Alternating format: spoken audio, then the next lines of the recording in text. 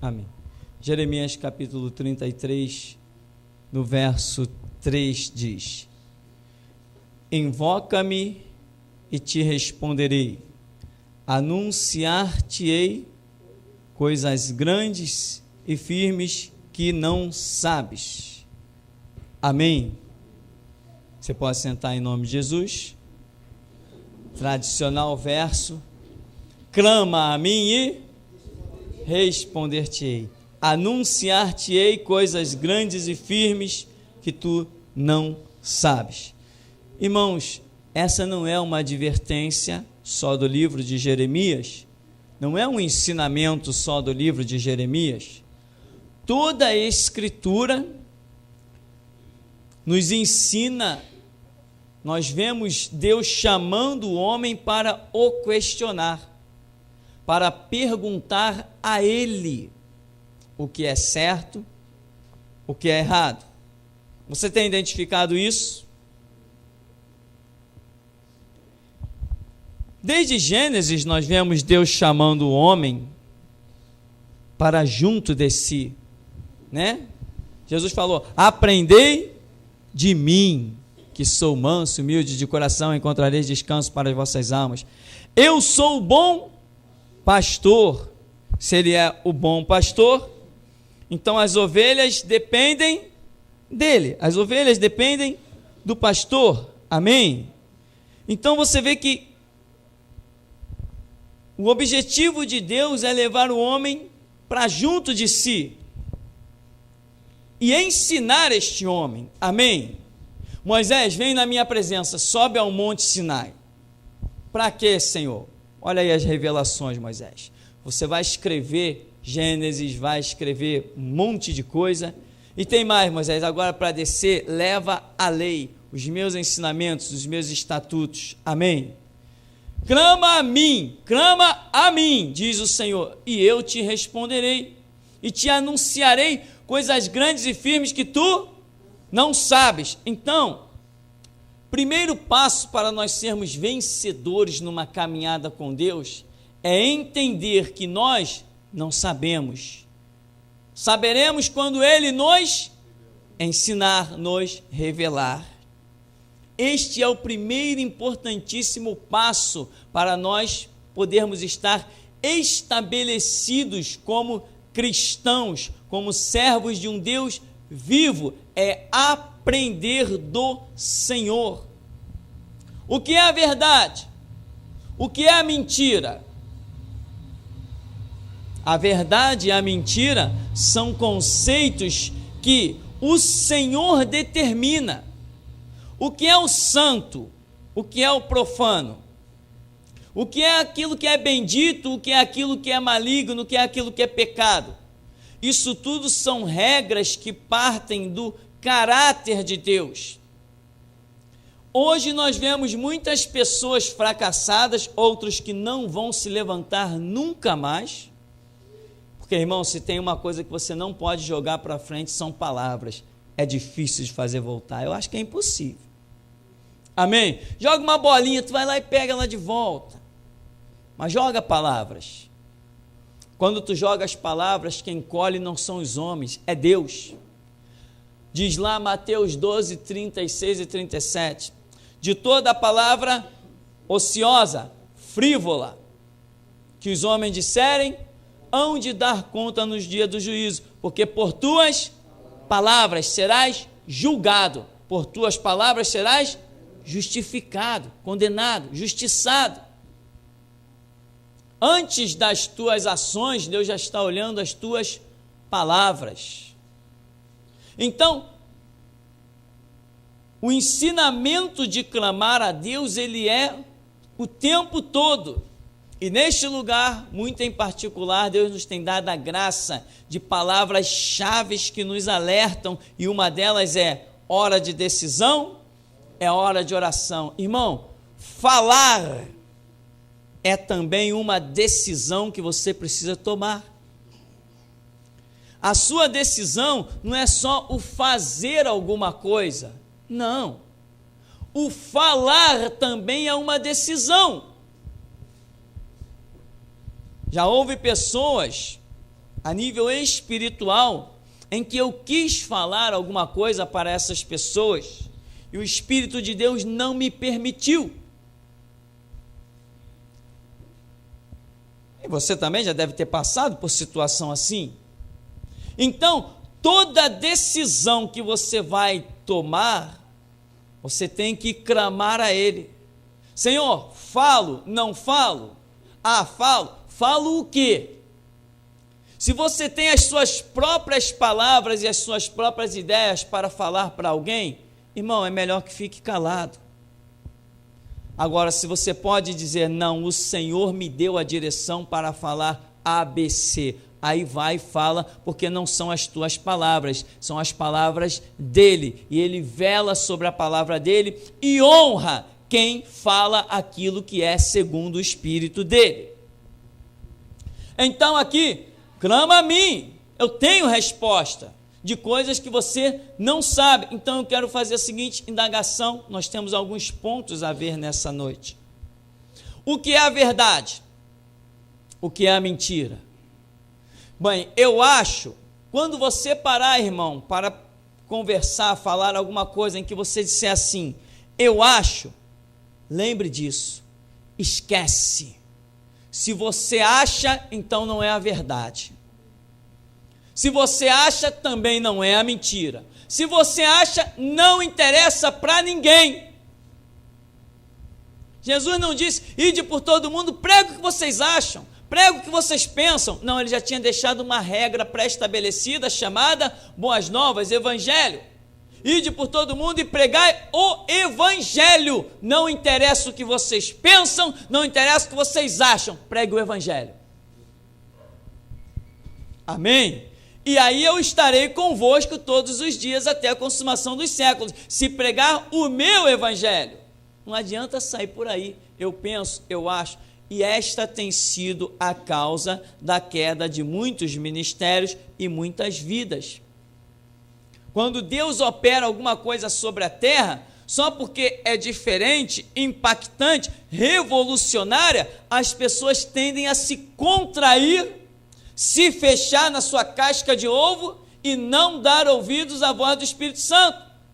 Mas a Escritura diz, se ouvirdes a voz do Espírito, não endureçais os vossos corações. Nós já temos comentado muito sobre isso, algumas coisas que aconteceram aí na sociedade, né? Moveis do Espírito Santo, em que as pessoas, por não entender, se levantam contra, e o final é cair. Porque Deus, quando tem algo a trazer sobre a terra, Ele não vai perguntar se eu concordo ou discordo, se eu vou aceitar ou não. Se Ele quiser trazer um mover sobre a terra, sobre o planeta Terra, através de algum ministério, Ele não vai pedir a opinião de homem algum. Ele vai fazer aquilo que Ele quer fazer. E se eu não entender, se eu achar diferente, se eu achar chocante a coisa, o que eu tenho que fazer? Clama a mim e responder-te-ei. Tem alguma coisa que você não está entendendo, irmão? Clama a Ele. Não, eu penso, eu acho. Enquanto nós vivermos no que pensamos, no que achamos, não vamos descobrir o que é a verdade, o correto, a estrada que Ele traçou. Tem dúvida? Clama a mim e responder-te-ei. Eu te anuncio as coisas grandes e firmes que você não sabe. Então, lembra que houve por aí uma operação maravilhosa, não sei se foi da época de todos, em que Deus estava operando milagres diferentes, até dentes de ouro. Muitas pessoas, até hoje eu conheço pessoas que foram agraciadas com esse mover do Espírito Santo, e muita gente criticou terrivelmente. As pessoas até criam, não, Jesus cura de câncer, não, mas botar um dente na boca de uma pessoa, essa não. Por que Deus pode trocar um coração, um sangue, um rim, um pulmão? Por que Deus pode ressuscitar um morto, mas não pode colocar um dente de ouro na boca de uma pessoa? Se eu não entendo, tudo bem, mas a Escritura me diz, tá bom, tu não entende? Então, clama a mim, eu te respondo. Hoje as pessoas estão por aí, meu irmão, criticando tudo, só porque não entende. o cair no poder, né? O ministério do cair no poder. Claro, nós estamos falando aqui de coisas verdadeiras, mas sabemos que existem as falsas. Cabe a nós clamar a Ele, Ele vai dar resposta do que é verdadeiro e do que é falso. Então muita gente, só porque não entende algumas coisas, prefere entrar de sola. Não, eu não aceito. E se for um mover do Espírito, você fica de fora. Agora, se você fizer como Ele ensina, clama a mim e eu te responderei, aí, meu irmão, você vai ter uma vida gloriosa. Você vai sempre estar enquadrado no mover do Espírito Santo. E aí vai ser 1000 cair ao seu lado, 10.000 à sua direita. Podem te criticar, podem te descer a marreta. Você vai sempre estar de pé, desafiando as enfermidades, desafiando o mal, desafiando o diabo, desafiando quem quer que se levante. Você vai ficar de pé, porque você está enquadrado no mover do Espírito Santo. E quando o Espírito Santo traça uma estrada, aqueles que estão dentro da estrada do Espírito Santo são imbatíveis. Ninguém os pode parar, obstruir, deter.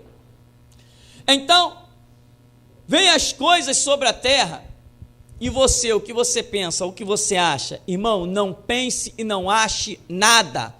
Vai orar, clama a mim e eu te não dê resposta do que você não sabe. Se alguém te perguntar, olha, aconteceu isso e isso em tal igreja, o que você acha? Você diz assim, meu irmão, não acho nada, nunca orei sobre isso, vou orar, o que Deus me disser é o que eu acho. Isso é vida espiritual. Isso é que o Espírito Santo quer. Então, Ele está nos impulsionando a não andarmos segundo o que pensamos, segundo o que achamos. O que pensamos e o que achamos era a maneira de que nós andávamos antes de conhecer o caminho da oração. Atualmente não podemos mais andar assim, porque Ele abriu para nós, lembra, o véu do templo se rasgou. Ele abriu o santuário para nós, Ele abriu a presença de Deus para nós. Então hoje, você não sabe, você tem dúvida, você não entende? Clama a mim e eu te responderei e te anunciarei coisas grandes e firmes que você não sabe.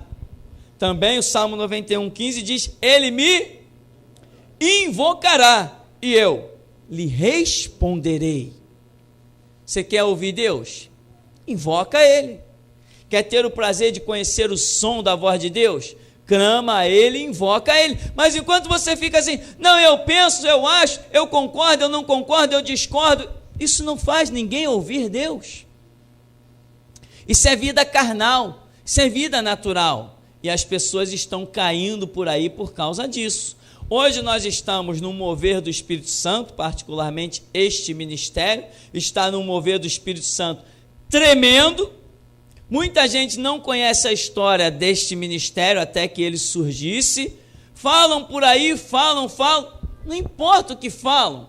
Quanto mais eles falam, mais adiante nós vamos. Aleluia. Quanto mais eles criticam, mais nós conquistamos. Não conquistamos território, conquistamos almas. Nossa conquista é essa. Nós nunca chegaremos à conclusão do tamanho do ministério pelos patrimônios de tijolo em cima de tijolo, de telhado, de solos e subsolos. Isso não é conquistar nada. Isso aí as pessoas têm por aí, são milionários, possuem os bens da terra, mas Jesus falou, a vida de qualquer homem não consiste na abundância dos bens que ele possui. Amém? E a Escritura ainda diz assim, aconselho que compres de mim ouro refinado na fornalha, amém? E colírio para ungires os teus olhos, e vestes para que te vistam, e não seja manifesta a vergonha da sua nudez. Então, irmão, clamar a Deus é resposta certa. Clamar a Deus é ter a certeza de que está andando na estrada certa. Clamar a Deus é ter a certeza de que 1000 cairão ao seu lado, 10.000 à sua direita, e tu não serás atingido. O que é mentira, o que é verdade, você sabe? Não, você não sabe. Você nasceu sabendo o que é mentira, o que é verdade?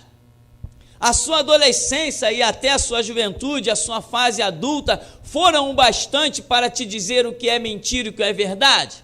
Não. Quantas pessoas se converteram ao Evangelho somente depois de 50 anos de idade? E foram católicos, e foram espíritas, e outros da magia negra e de tantas religiões. Por quê? Porque não sabiam o que era a verdade. Continue, irmão, a se comportar desta maneira. Eu tenho dúvida, mas Jesus me esclarece todas as coisas. Eu tenho dúvida, mas o Espírito Santo está aí para me levar ao caminho da verdade. Jesus falou, Ele vos guiará em toda a verdade. O que é mentira? Meu irmão, a mentira é aquilo que Ele me disser que é a mentira, mesmo que pareça aos meus olhos verdade. E o que é verdade? Verdade é aquilo que Ele me disser que é verdade, mesmo que aos meus olhos pareça mentira. Aqui, queremos ainda falar sobre uma questão: o pregar ou o provar? Porque isso que nós estamos querendo colocar é para que você entenda o seu chamado, entenda o caminho do seu ministério. Você não vai poder chegar a ser um sacerdote para chegar na frente de um púlpito que nem um monte de palhaço que tem por aí. Irmãos, eu acho que isso, aí todo mundo diz assim, o pastor disse que acha que não é bom, então não é bom. Para o inferno que os pastores acham, para o inferno, que queime nas chamas do inferno o que os pastores acham. Você não pode amanhã ser um sacerdote de Deus para chegar atrás de um púlpito para dizer para o povo o que você acha. Se você não sabe de Bíblia, você não é sacerdote.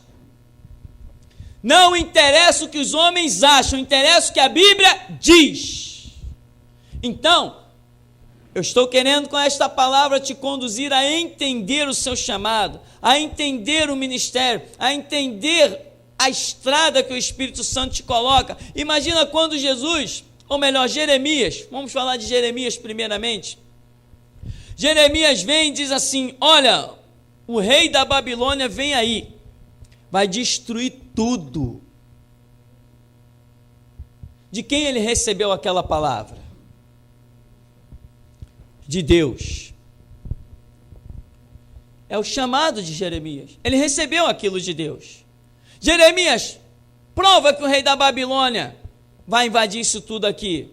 Eu não tenho que provar nada, certamente diria Jeremias.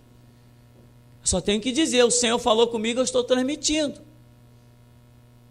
O Senhor me mandou anunciar, eu estou anunciando. João Batista, tu és o Cristo? Não. És tu um profeta? Não. Então por que tu batizas? Aquele que se manifestou a mim disse para eu batizar, eu estou batizando. Não, mas prova que ele se manifestou a você. Eu não vou provar nada, eu vou continuar batizando. Ele me mandou batizar. Isso é o teu chamado ministerial amanhã, irmão. Não tem que dar satisfação para ninguém, tem que fazer o que teu Deus te manda fazer. Por isso, paga o preço para ouvir Deus. E cuidado para você amanhã não ser sacerdote, escravo do povo, hein? Que o que tem de igreja aí, ou melhor, o que tem de pastor pateta governado por igreja, cuidado, hein? Esses não prestam para o reino de Deus. Amém? Quem tem que influenciar o povo é o púlpito, e não o púlpito ser influenciado pelo povo. Não é assim que está escrito em Apocalipse? Ao anjo da igreja escreve assim, diz o Senhor. Então, meu irmão, você tem que entender o seu chamado. Lá está Jeremias. Vem o rei da Babilônia. Não, Jeremias, que história é essa de rei da Babilônia? Aqui está o templo do Senhor. Está o templo do Senhor. Eu tenho uma coisa para dizer para vocês. foi para a porta do templo e disse assim: não adianta dizer templo do Senhor, templo do Senhor, templo do Senhor é este, purificai as vossas mãos, pecadores, arranca do meio de vós o sangue inocente, porque o rei da Babilônia vem. Prende ele, pode prender, mas que ele vem, ele vem. Entende o que é um chamado ministerial? Entende o que é? Você não pode andar no que você pensa, no que você acha. Você tem que clamar a Deus e receber de Deus. Quando você recebe de Deus, meu irmão, não tem canhão que te pare, não tem fardas que te pare, não tem homens que te para. Quando você recebe de Deus a direção, você também recebe a força para andar naquela direção. Quem entrar no teu caminho vira pó. O ministério é que você está sendo preparado poderosamente nesta noite, aleluia, para alcançar. Nessa noite a operação dentro da tua alma e do teu espírito está sendo tremenda, inigualável, como antes não houve neste lugar. Você tem que aprender a seguir a direção e não dar satisfação. O mundo vai se escandalizar em você, problema dele, que se exploda. Mas se Deus te deu a direção, anda nela, porque Ele vai te honrar.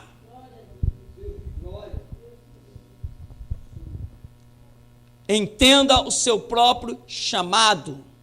Vem Jesus lá no templo, aí diz assim, os discípulos: Senhor, olha esse templo, que maravilha. Aí falou: é bonito. Não ficará aqui pedra sobre pedra que não seja derribada. Que é isso? Que é isso, Senhor? Como é que é? Aí prenderam Jesus, caluniaram. Ele falou que o templo ia ser destruído. Tá? Ó, prova aí, Jesus, que o templo ia ser destruído. Não tem que provar nada, só tem que falar que ele será destruído. Você não tem que dar satisfação a ninguém. Quem tem ministério não tem satisfação a dar a homens. Goste ou não goste, queira ou não queira, quer ouçam, quer deixem de ouvir. Quem tem ministério não dá resposta a homens. Lá em Mateus 23... Você conhece o tão conhecido Mateus 23, em que Jesus faz um desfecho da história com os fariseus, com os escribas, e chama eles de hipócritas. Nesse ministério você ficou conhecedor desse capítulo, amém? Então, irmão, aqui em Mateus 23, no verso 13, Jesus diz assim: ai de vós, escribas e fariseus hipócritas, porque fechais o reino dos céus diante dos homens? Pois vós não entrais, nem deixais entrar os que estão entrando. Alguém poderia dizer: espera aí, Senhor, como é que é essa história aí? Ô Galileu, o que você está dizendo aí? Você está dizendo que os escribas e os fariseus estão fora do reino de Deus? Prova isso aí. Eu não tenho que provar, eu tenho que falar. Estão fora. Amém, meu irmão? Quanta gente me questiona, porque eu digo assim: igreja fez aliança com política? Jesus Cristo está lá fora dizendo: eis que estou à porta e bato. Jesus não divide o púlpito com Satanás. Mas você está dizendo que onde tem política tem Satanás? Estou dizendo: prova. Eu não tenho que provar, eu tenho que dizer. Não estou aqui para provar nada, eu estou aqui para falar. Ele me disse e eu repito. Aonde entrou política, Jesus saiu. Doa em quem doer. Prova, eu não vou provar, eu tenho coisa mais importante para fazer. A minha missão não é provar, a minha missão é falar. No verso 14 ele diz assim: ai de vós, escribas e fariseus hipócritas, porque devorais as casas das viúvas e para o justificar fazeis longas orações, por isso sofrereis juízo muito mais severo. Ora, mas a Escritura não mostra que Jesus nunca tenha entrado com um escriba e com um fariseu na casa das viúvas, nem presenciado nenhuma das suas orações. E os escribas e fariseus poderiam dizer assim: mas você nunca entrou conosco na casa das viúvas para ver qual seria a nossa oração? Quanto tempo nós oramos lá? Por que tu fala isso? Você pode provar? Ele diria: eu não estou aqui para provar nada, eu estou aqui para falar. Vocês devoram as casas das viúvas sob pretexto de longas orações e ponto final. Mas como você sabe, se você nunca entrou lá? A Escritura diz: clama a mim, responder-te-ei, anunciar-te-ei coisas grandes e firmes que tu não sabes. Meu irmão, se você clamou, ele te diz: solta o verbo. Aleluia. Abre a tua boca, eu cá encherei, diz o Senhor. Você tem que falar, você não tem que ficar preocupado em provar nada para ninguém. Você tem um ministério, Deus te revelou, não interessa os outros. No verso 27, ele diz: ai de vós, escribas e fariseus hipócritas, sois semelhantes aos sepulcros caiados, que por fora se mostram belos, mas interiormente estão cheios de ossos de mortos e de toda a imundície. Um diz: que é isso? Como é que tu me enxerga por dentro? Tu conheces os meus sentimentos? Como é que você pode falar isso de nós, a melhor classe, escribas e fariseus? Você tem prova contra nós? Jesus diria: eu não tenho prova nenhuma, eu tenho que dizer, está dito. Então, meu irmão, o seu chamado ministerial, Deus pode ter te chamado para muitas coisas, presta atenção. Deus pode ter te chamado para pregar, para ensinar, curar enfermos, ressuscitar os mortos, expulsar demônios, que mais? Me ajuda, cantar, glorificar, exaltar, organizar coisas na igreja, cuidar de 1000 coisas, cuidar da era da informática, lançar a palavra pelo mundo todo. Deus pode ter te chamado para muitas coisas, mas eu te garanto que Ele não te chamou para dar satisfação a homens do que você faz ou deixa de fazer. Para isso Ele não te chamou. Satisfação nós temos que dar a Ele, que é o Senhor Todo-Poderoso e único. E Ele diz: clama a mim, te responderei, te anunciarei coisas grandes e firmes que tu não sabes, né? Uma das coisas que eu tenho falado por aí, que muita gente fica escandalizada, eu recebo uns contatos bem carinhosos, cheios de amor, de pessoas que dizem ser cristãos. E eu às vezes respondo e digo assim: ué, você é crente? É? O camarada xinga, fala, esbraveja de tudo que é jeito. Aí está dizendo que é crente, não sei de onde. Eu digo assim: engraçado, você é crente? É? Aí ele cai na real de que ele não é crente. Até na desgraça dele eu mostro para ele um caminho. Então, irmão, veja bem, nós temos falado sobre os ministérios caídos e cortados, mas que continuam de Bíblia na mão e até falando verdades. Como é isso? Muita gente fala: não é possível, vocês se acham o único certinho? Eu digo: não, certo é Deus, certo é a Bíblia. Aquilo que Deus fala, isto é o certo. Nós temos que nos esforçar para andar naquilo que Ele nos ensina, naquilo que Ele nos revela. Tem que clamar, tem que pagar o preço para receber a direção do Senhor. Então veja bem, como é que uma igreja pode pregar a verdade e ainda assim estar fora do plano de Deus?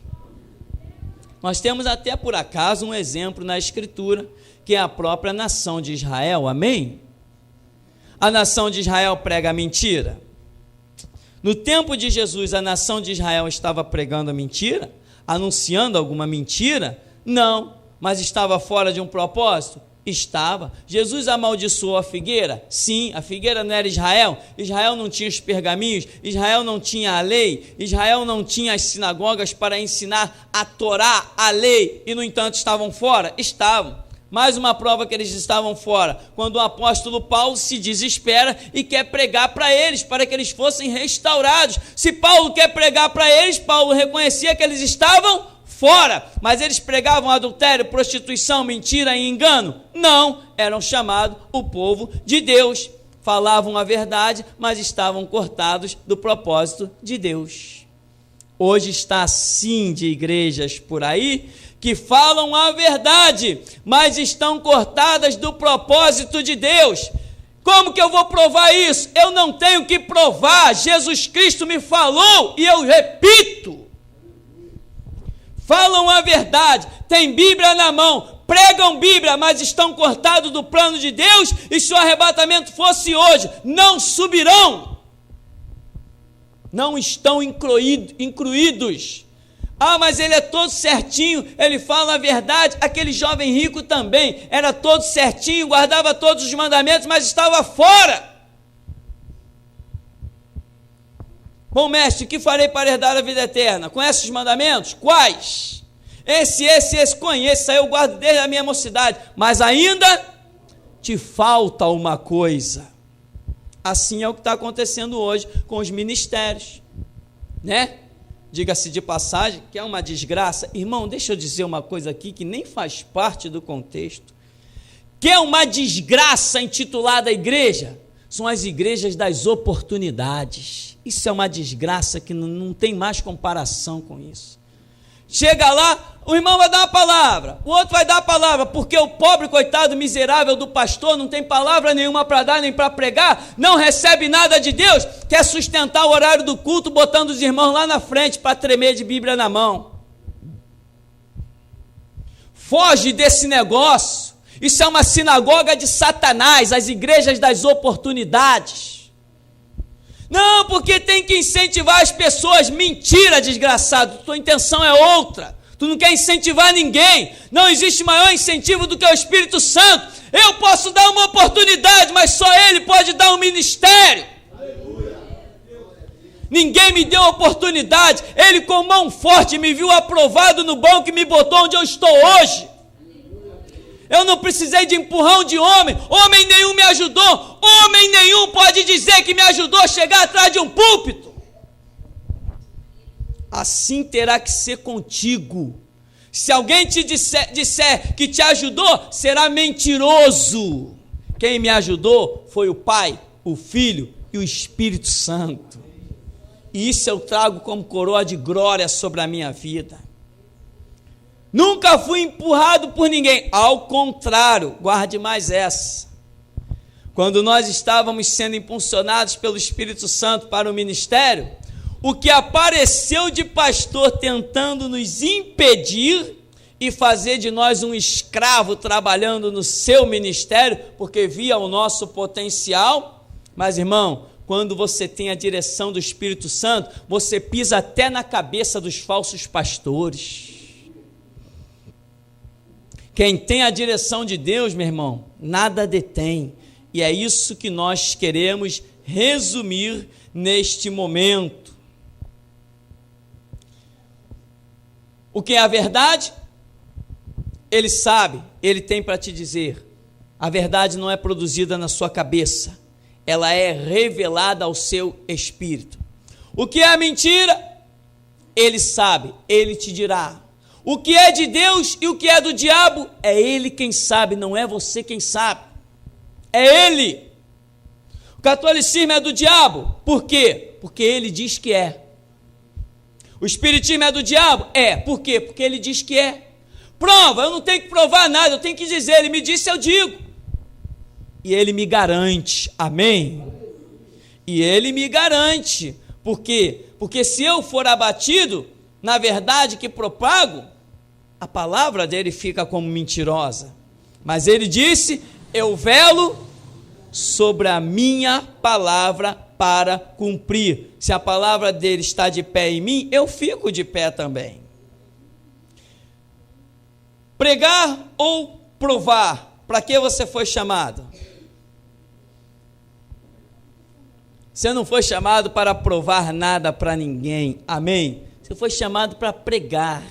E quando você prega, tem um ajudador chamado Espírito Santo.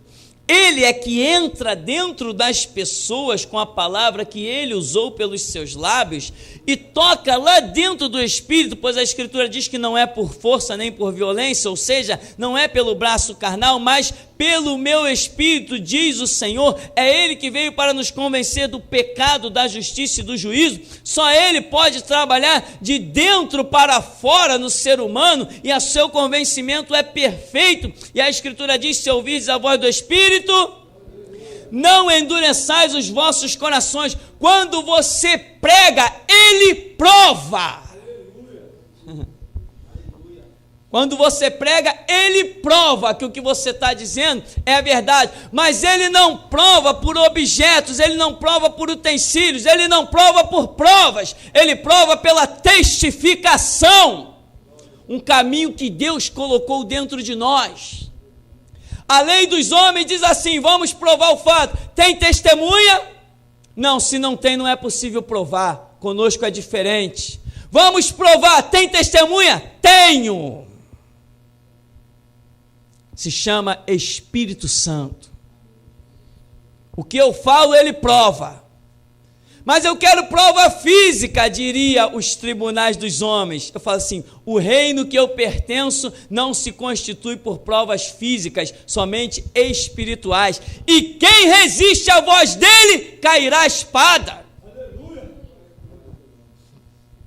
Então, os tribunais humanos estão por aí. Prova. Mas a ação de Deus é pelo Espírito Santo, pela testificação do Espírito Santo, que Paulo escreve. O Espírito Santo testifica com o nosso espírito. Quem quiser resistir a isso, que resista. Mas a Escritura diz: quer ouçam, quer deixem de ouvir, saberão que houve um profeta no meio de vós. Saberão. Prende Jeremias. Prenderam. Depois de tudo cumprido, o único solto foi Jeremias. O único que pôde desfrutar da mesa do rei com fartura foi Jeremias. O único que teve paz e onde reclinar a cabeça foi Jeremias. Foi Jeremias. Porque por tuas palavras serás julgado, não pelo que tu prova aos homens, pelo que tu fala ordenado de Deus. Por tuas palavras serás julgado, por tuas palavras serás condenado. Jeremias vai lá e fala: mas Senhor, vão até querer me matar, que tentem, mas fala, porque a minha palavra é contigo. Aleluia. Eu te sustento com a destra da minha justiça. Quando a cidade está sendo incendiada, quando o templo está sendo incendiado, quando tudo está virando pó, vem os reis lá, o rei de Babilônia diz assim: Jeremias, vem, o teu lugar é na mesa comigo. Aleluia. Não tente provar. Você não foi chamado para provar, você foi chamado para falar. Então, meu irmão, concluímos dizendo que,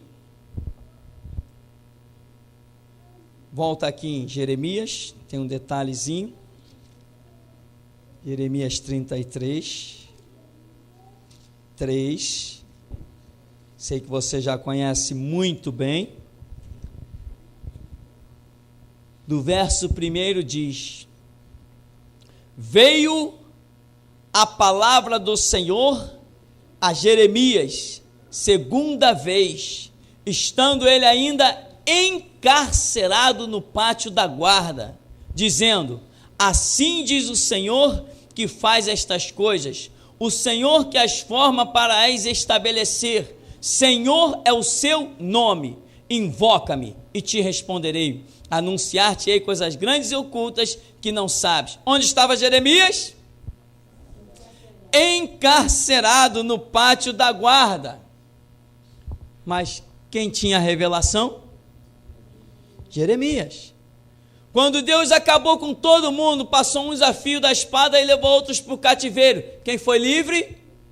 Jeremias. Quem não teve que se preocupar mais com nada da vida? Jeremias. Cumpriu o seu tempo, como diria Paulo: combati o bom combate, completei a carreira e guardei a fé. Então, meu irmão, veio a mim a palavra do Senhor, dizendo, segunda vez, estando ainda Jeremias no pátio da guarda, dizendo: assim diz o Senhor que faz estas coisas, o Senhor que as forma para as estabelecer, Senhor é o seu nome. Deus nunca vai dizer assim, Jeremias prova para um isso, prova para outro aquilo. Não, Jeremias diz para um isso, diz para outro aquilo. Ezequiel vai provar aos sacerdotes? Não, Ezequiel diz aos sacerdotes.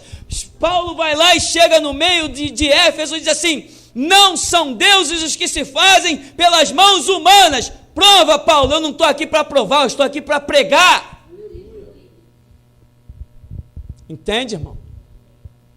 O teu chamado ministerial é esse. Não tem que dar satisfação, tem que abrir a boca e semear fogo. E quer ouçam, quer deixem de ouvir, acredite, saberão que houve um profeta no meio deles. O Senhor nos abençoe em nome de Jesus.